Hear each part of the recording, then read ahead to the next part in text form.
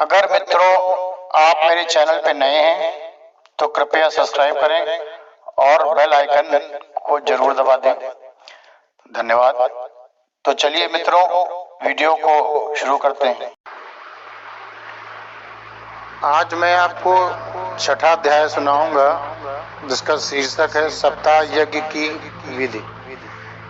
मैं आपको ये अध्याय इसलिए सुना रहा हूँ क्योंकि मैं पूरी श्रीमद् भागवत सुधा सागर आपको सुनाता हुआ चल रहा हूँ। सिर्फ कहानियां नहीं सुना रहा हूँ, उसकी कथा नहीं सुना रहा हूँ, पूरी सुना रहा हूँ। इसलिए सप्ताह यज्ञ की विधि भी मैंने शामिल की है आप लोगों को सुनाने के लिए।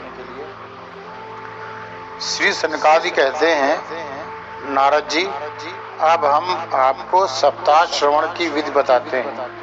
यह विधि प्रायः लोगों की सहायता और धन से साध्य कही गई है। पहले तो यत्न पूर्वक ज्योतिषी को बुलाकर मुहूर्त पूछना चाहिए तथा विवाह के लिए जिस प्रकार धन का प्रबंध किया जाता है उस प्रकार ही धन की व्यवस्था इसके लिए करनी चाहिए। कथा आरंभ करने पर भाद्रपद, आश्विन, कार्तिक, मार्गशीर्ष, आषाढ़ और श्रावण, ये 6 महीने श्रोताओं के लिए मोक्ष की प्राप्ति के कारण हैं। देवर्षे, इन महीनों में भी भद्रा, व्यतिपात आदि कुयोगों को सर्वथा त्याग देना चाहिए तथा दूसरे लोग जो उत्साही हों उन्हें अपना सहायक बना लेना चाहिए। फिर प्रयत्न करके देश देशांतरों में यह संवाद भेजना चाहिए कि यहाँ कथा होगी। सब लोगों को सपरिवार पधारना चाहिए। स्त्री और शूद्रादि भगवत कथा एवं संकीर्तन से दूर पड़ गए हैं, यानी कि स्त्री और शूद्रादि जो हैं वो भगवत कथा एवं संकीर्तन से दूर रहने लगे हैं, दूर पड़ गए हैं। उनको भी सूचना हो जाए, ऐसा प्रबंध करना चाहिए कि स्त्री और शूद्रादि को, यानी कि शूद्रों को भी इसकी सूचना दी जाए। ऐसा प्रबंध करना चाहिए। देश में जो विरक्त वैष्णव और हरि कीर्तन प्रेमी हों उनके पास निमंत्रण पत्र अवश्य भेजें। उसे लिखने की विधि इस प्रकार बताई गई है। महानुभावों, यहाँ 7 दिन तक सत्पुरुषों का एक बड़ा दुर्लभ समागम रहेगा और अपूर्व रसमयी श्रीमद् भागवत की कथा होगी। आप लोग भगवत रस के रसिक हैं, अतः श्री भागवतामृत का पान करने के लिए प्रेम पूर्वक शीघ्र ही पधारने की कृपा करें। यदि आपको विशेष अवकाश न हो तो भी एक दिन के लिए तो अवश्य ही कृपा करनी चाहिए, क्योंकि यहाँ का तो एक क्षण भी अत्यंत दुर्लभ है। इस प्रकार विनय पूर्वक उन्हें आमंत्रित करें और जो लोग आए उनके लिए यथोचित निवास स्थान का प्रबंध करें। कथा का श्रवण किसी तीर्थ में, वन में अथवा अपने घर पर भी अच्छा माना गया है। जहाँ लंबा चौड़ा मैदान हो वहीं कथा स्थल रखना चाहिए। भूमि का शोधन, मार्जन और लेपन करके रंग बिरंगी धातुओं से चौक पूरे, यानी कि चौक बनाएं। घर की सारी सामग्री उठाकर एक कोने में रख दें। 5 दिन पहले से ही यत्न पूर्वक बहुत से बिछाने के वस्त्र एकत्र कर लें तथा केले के खंभों से सुशोभित एक ऊंचा मंडप तैयार कराएं। उसे सब ओर फल, पुष्प,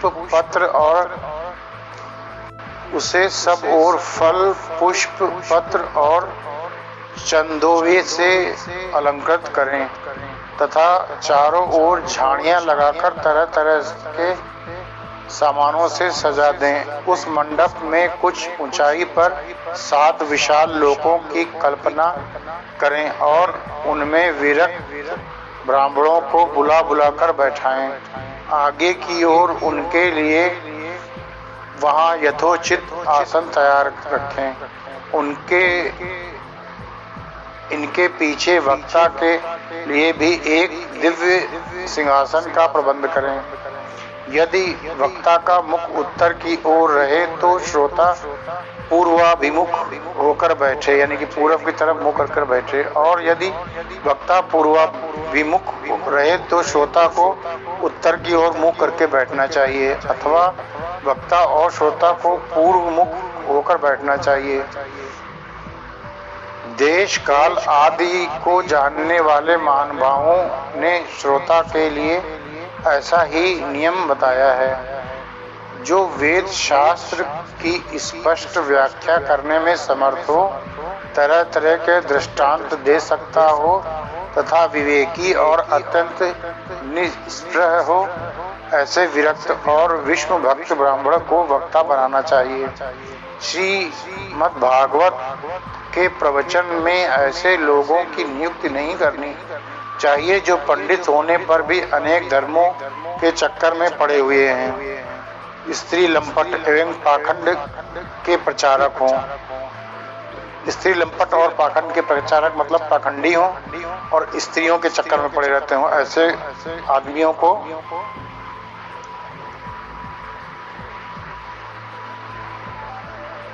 नियुक्त नहीं करना चाहिए प्रवचन में। वक्ता के पास ही उसकी सहायता के लिए एक वैसा ही विद्वान और स्थापित करना चाहिए, वह भी सब प्रकार के संशयों की निवृत्ति करने में समर्थ और लोगों को समझाने में कुशल हो। कथा प्रारंभ के दिन से एक दिन पहले, यानी कि एक दिन पूर्व, व्रत ग्रहण करने के लिए वक्ता को क्षौर करा लेना चाहिए तथा अरुणोदय के समय शौच से निवृत्त होकर अच्छी तरह स्नान करें और संध्यादि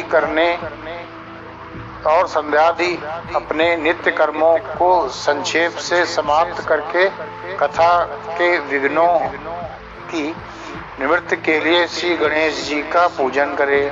तदंतर पितृगण का तर्पण कर पूर्व पापों की शुद्ध के लिए प्रायश्चित करे और एक मंडल बनाकर उसमें श्री हरि को स्थापित करे। फिर भगवान श्री कृष्ण को लक्ष्य करके मंत्रोच्चारण पूर्वक क्रमशः षोडशोपचार विधि से पूजन करे और उसके पश्चात प्रदक्षिणा और तथा नमस्कार आदि कर इस प्रकार स्तुति करे। करुणा निधान, मैं संसार सागर में डूबा हुआ और बड़ा दीन हूँ। कर्मों के मोह रूपी ग्रह ने मुझे पकड़ रखा है। आप इस संसार सागर से मेरा उद्धार कीजिए।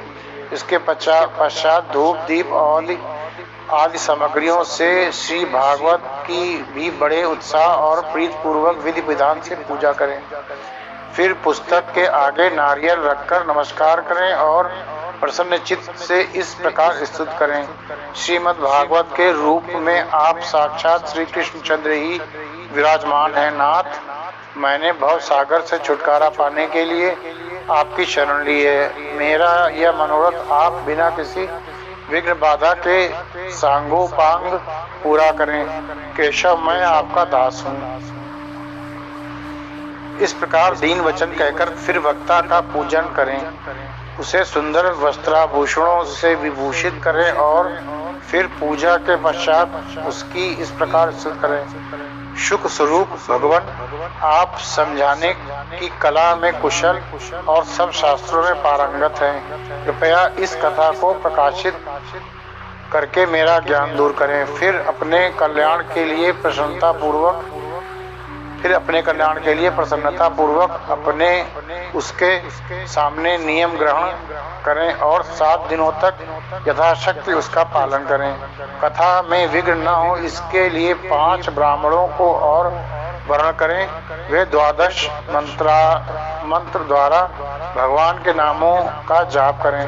फिर ब्राह्मण अन्य विष्णु भक्त एवं कीर्तन करने वालों को नमस्कार करके उनकी पूजा करें और उनकी आज्ञा पाकर स्वयं भी आसन पर बैठ जाएं। जो पुरुष लोक संपत्ति, धन, घर, पुत्रादि की चिंता छोड़कर शुद्ध चित्त से केवल कथा का ध्यान रखता है, उसे इस श्रवण का उत्तम फल मिलता है। बुद्धिमान वक्ता को चाहिए कि सूर्योदय से कथा आरंभ करके 3:30 पहर तक मध्यम स्वर से अच्छी तरह कथा बाँचे। दोपहर के समय 2 घड़ी तक कथा बंद रखे। उस समय कथा के प्रसंग के अनुसार वैष्णव को भगवान के गुणों का कीर्तन करना चाहिए। व्यर्थ बातें नहीं करनी चाहिए। कथा के समय मल मूत्र वेग को काबू में रखने के लिए अल्पाहार सुखकारी होता है। इसलिए श्रोता केवल एक ही समय हविष्यान्न भोजन करे। हविष्यान्न भोजन मतलब एक ही समय जो है वो भोजन करे। यदि शक्ति हो तो 7 दिन निराहार रहकर कथा सुने अथवा केवल घी या दूध पीकर सुखपूर्वक श्रवण करे, अथवा फल भी खा सकता है और एक समय भोजन भी कर सकता है। जिससे जैसा नियम सुबीते से सद सके उसी को कथा श्रवण के लिए ग्रहण करे। जैसा जो नियम इसमें बना पाए वो कथा के लिए उस प्रकार का नियम बना ले जैसा इसमें लिखा हुआ है। मैं तो उपवास की अपेक्षा भोजन करना अच्छा समझता हूँ। यदि वह कथा श्रवण में सहायक हो। यदि उपवास से श्रवण में बाधा पहुँचती हो तो वह किसी काम का नहीं।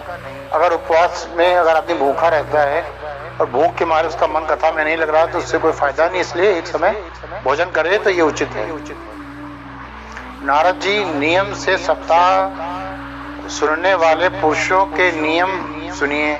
विष्णु भक्त की दीक्षा से रहित पुरुष कथा श्रवण का अधिकारी नहीं है। जो पुरुष नियम से कथा सुने उसे ब्रह्मचर्य से रहना, भूमि पर सोना और नित्य प्रति कथा समाप्त होने पर पत्तल में भोजन करना चाहिए।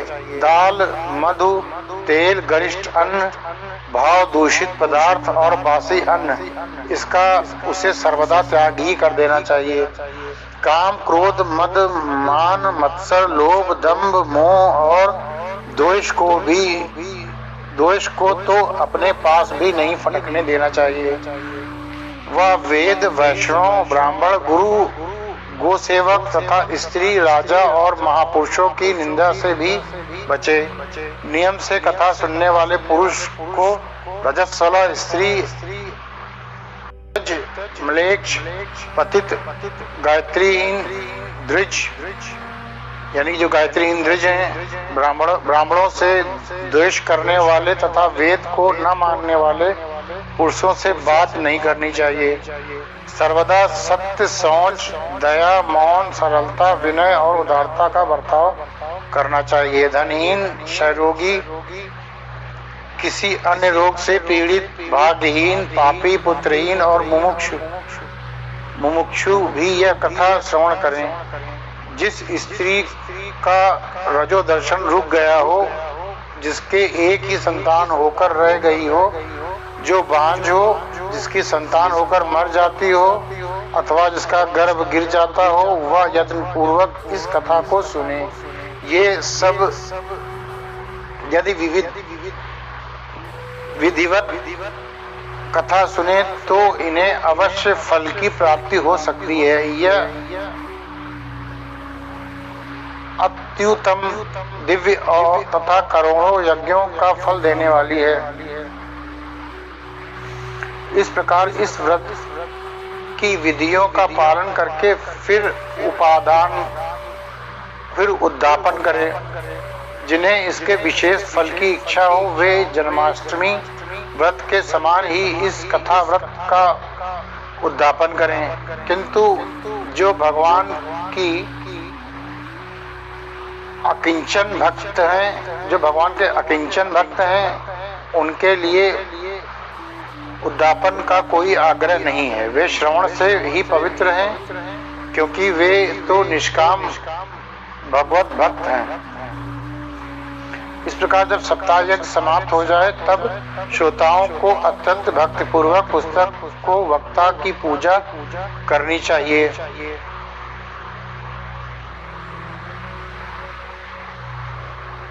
इस प्रकार जब सप्ताह यज्ञ समाप्त हो जाए तब श्रोताओं को अत्यंत भक्ति पूर्वक पुस्तक की और वक्ता की पूजा करनी चाहिए। फिर वक्ता श्रोताओं को प्रसाद, तुलसी और प्रसादी मालाएं दे तथा सब लोग मृदंग और झांझ की मनोहर ध्वनि से सुंदर कीर्तन करें, जय जयकार करें, नमस्कार और शंख ध्वनि का घोष कराएं तथा ब्राह्मण और याचकों को धन और अन्न दें। श्रोता विरक्त हो तो कर्म की शांति के लिए दूसरे दिन गीता पाठ करें। गृहस्थ हो तो हवन करें। उस हवन में दशम स्कंद का एक एक श्लोक पढ़कर विधि पूर्वक खीर, मधु, घृत, तिल और अन्नादि सामग्रियों से आहुति दें। यानी कि श्रोता विरक्त हो तो कर्म की शांति के लिए दूसरे दिन महान गीता का पाठ भी कर सकता है, महान पवित्र गीता का पाठ कर सकता है, अथवा एकाग्र चित्त से गायत्री मंत्र द्वारा हवन करें, क्योंकि तत्वतः यह महापुराण गायत्री स्वरूप ही है। होम करने की शक्ति न हो तो उसका फल प्राप्त करने के लिए ब्राह्मणों को हवन सामग्री दान करें तथा नाना प्रकार की त्रुटियों को दूर करने के लिए और विधि में फिर जो न्यूनाधिकता रह गई हो उसके दोषों की शांति के लिए विष्णु सहस्त्र नाम का पाठ करें। उससे सभी कर्म सफल हो जाते हैं, क्योंकि कोई भी कर्म इससे बढ़कर नहीं है। फिर 12 ब्राह्मणों को खीर और मधु आदि उत्तम पदार्थ खिलाएं तथा व्रत की पूर्ति के लिए गौ और सोने का दान करें। सामर्थ्य हो तो 3 तोले सोने का एक सिंहासन बनवाएं। उस पर सुंदर अक्षरों में लिखी हुई श्रीमद् भागवत की पोथी रखकर उसकी आवाहनादि विविध उपचारों से पूजा करें और फिर जितेंद्रिय आचार्य को उसका वस्त्र, आभूषण एवं गंधादि से पूजन कर दक्षिणा के सहित समर्पण कर दें। जो करने से वह बुद्धिमान दाता जन्म मरण के बंधनों से मुक्त हो जाता है। यह सप्ताह पारायण की विधि सब पापों की निवृत्ति करने वाली है। इसका इस प्रकार ठीक पालन करने से यह मंगलमय भागवत पुराण अभीष्ट फल प्रदान करता है तथा अर्थ, धर्म, काम और मोक्ष चारों की प्राप्ति का साधन हो जाता है, इसमें संदेह नहीं है। सनकादि कहते हैं, नारद जी, इस प्रकार तुम्हें यह सप्ताह श्रवण की विधि हमने पूरी सुना दी। अब और क्या सुनना चाहते हो? इस श्रीमद् भागवत से भोग और मोक्ष दोनों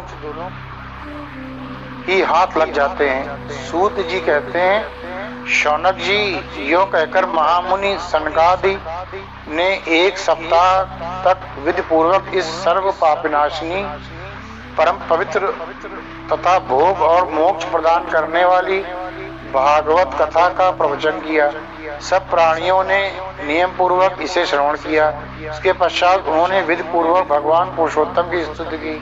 कथा के अंत में ज्ञान, वैराग्य और भक्ति को बड़ी पुष्टि मिली और वे तीनों एकदम तरुण होकर सब जीवों का चित्त अपनी ओर आकर्षित करने लगे। अपना मनोरथ पूरा होने से नारद जी को भी बड़ा प्रसन्नता हुई। उनके सारे शरीर में रोमांच आया और वे परमानंद से पूर्ण हो गए। इस प्रकार कथा श्रवण कर भगवान के प्यारे नारद जी हाथ जोड़कर प्रेम मद गद वाणी से सनकादि से कहने लगे।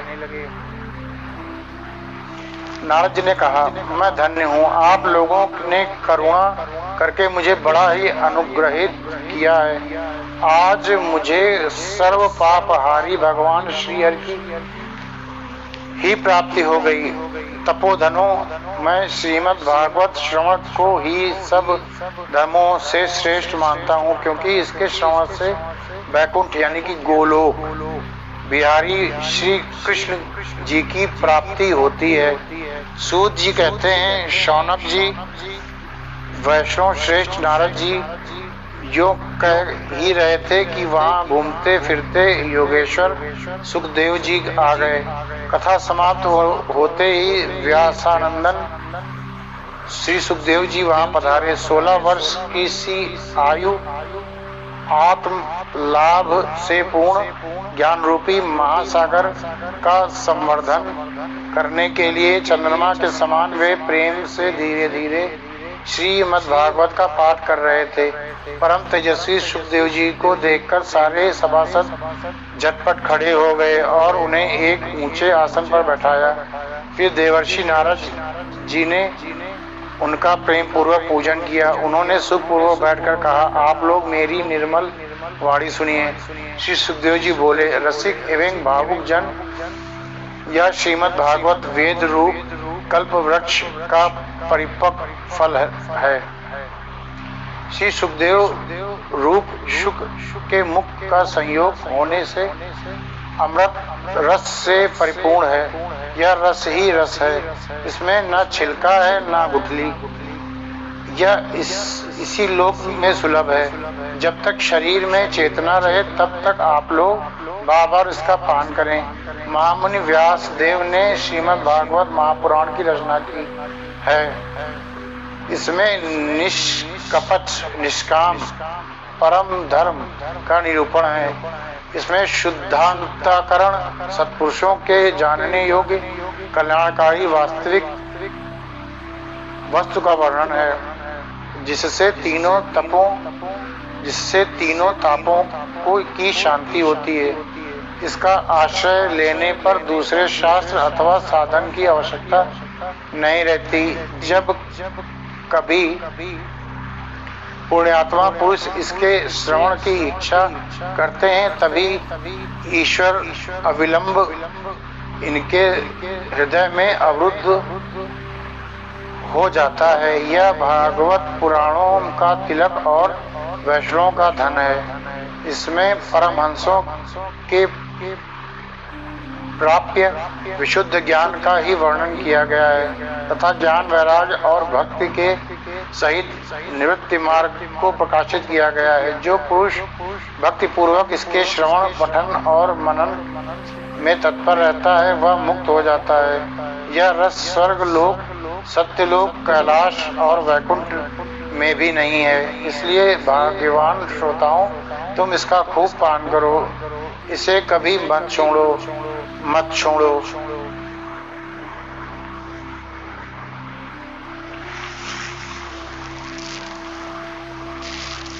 सूत जी कहते हैं, श्री सुखदेव जी इस प्रकार कह ही रहे थे कि उस सभा के बीचों बीच प्रहलाद, बलि, उद्धव और अर्जुन आदि पार्षदों के सहित साक्षात श्री हरि प्रकट हो गए।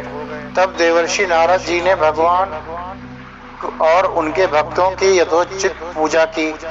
भगवान को प्रसन्न देखकर देवर्षि ने उन्हें एक विशाल सिंहासन पर बैठा दिया और सब लोग उनके सामने संकीर्तन करने लगे और भगवान की जय जयकार होने लगी।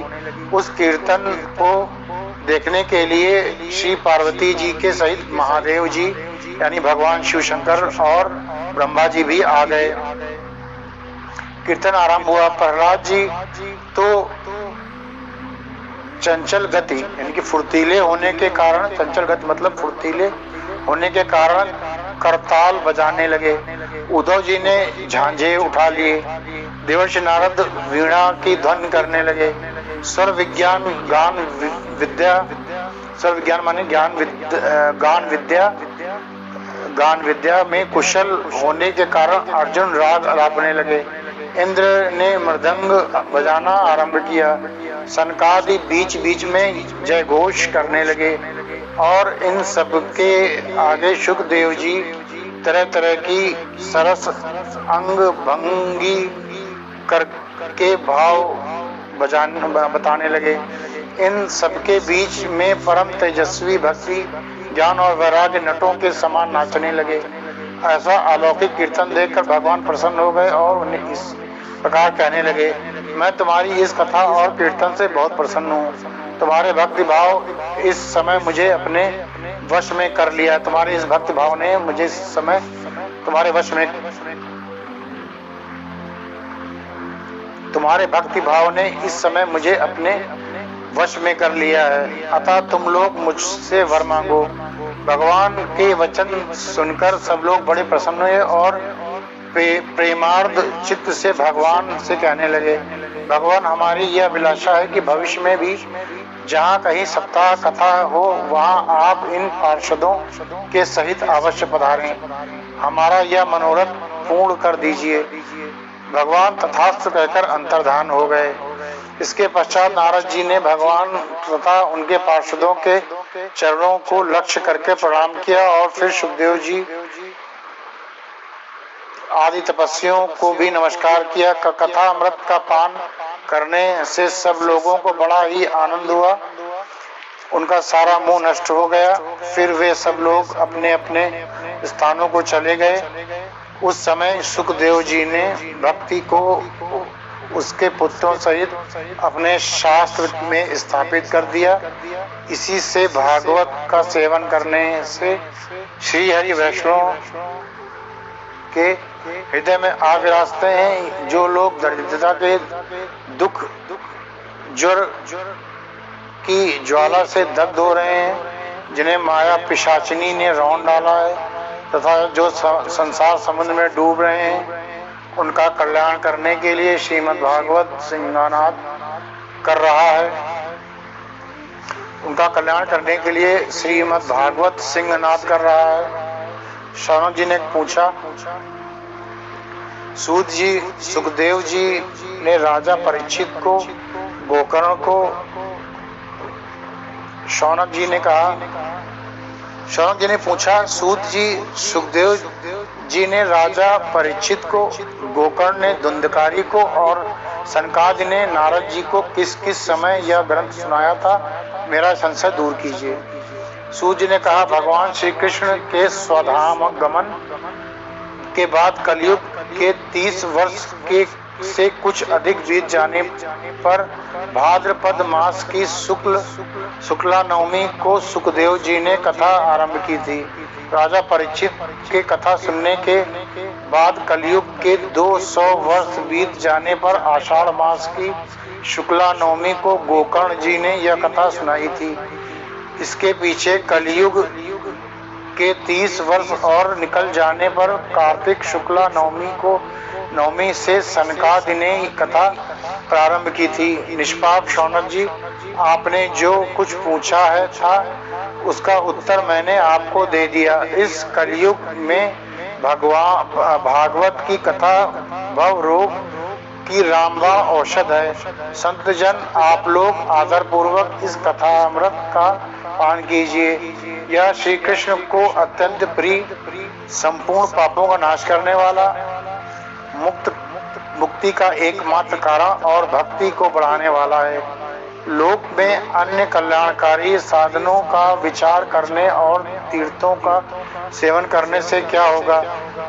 अपने दूत को हाथ में पाश लिए देखकर यमराज उसके कान में कहते हैं, देखो, जो भगवान की कथा वार्ता में मत्त हो रहे हो उनसे दूर रहना, और मैं औरों को ही दंड देने की शक्ति रखता हूँ, वैष्णवों को नहीं।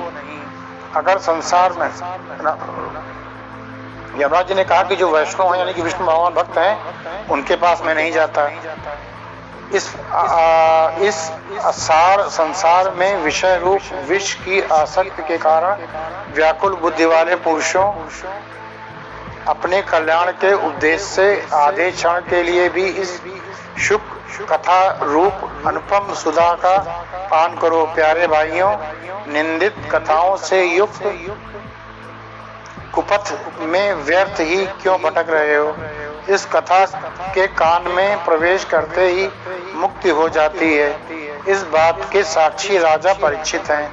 श्री सुखदेव जी ने प्रेम रस के प्रवाह में स्थित होकर इन कथा को कहा था। इस कथा को कहा था। इसका जिसके कंठ से संबंध हो जाता है वह वैकुंठ का स्वामी बन जाता है। शौनक जी, मैंने अनेक शास्त्रों को देखकर आपको यह परम गोप्य रहस्य अभी भी सुनाया है। सब शास्त्रों के सिद्धांतों का यही निचोड़ है। संसार में इस सुख शास्त्र से अधिक पवित्र और कोई वस्तु नहीं है। अतः आप लोग परमानंद की प्राप्ति के लिए इस द्वादश स्कंद रूप रस का पान करें।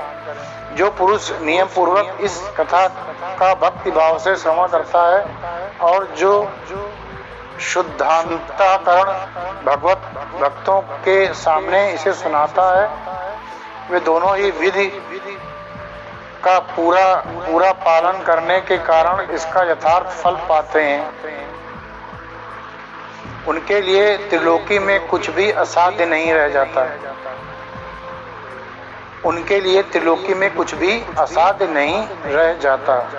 उनको मतलब कुछ भी ऐसा नहीं होता जो असाध्य रह जाए, जो साध्य ना हो। इस प्रकार छठा अध्याय भी समाप्त हो गया है और यहाँ पे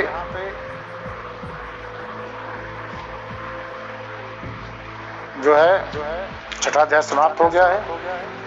अब प्रथम स्कंद शुरू होगा जो मैं आपको कल सुनाऊंगा। हरि ओम तत्सत। धन्यवाद।